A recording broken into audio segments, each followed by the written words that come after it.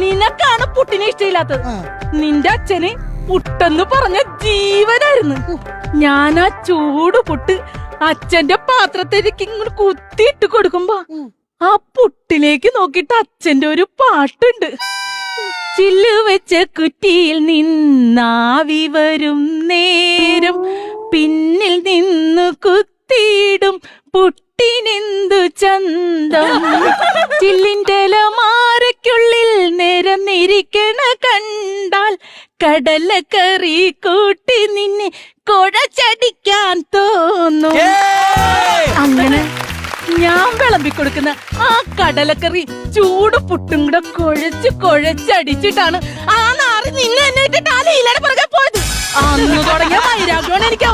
ആ പുട്ടോടെ ഉണ്ടല്ലോ അടുപ്പത്തോട്ട് വെച്ചിട്ട് തീ കൊളുത്തുമ്പോ ഉണ്ടല്ലോ അങ്ങനെ മൂട്ടിയിട്ട് തീ കൊളുത്തണ ഒരു സാറ്റിസ്ഫാക്ഷൻ ആണ് എനിക്ക്.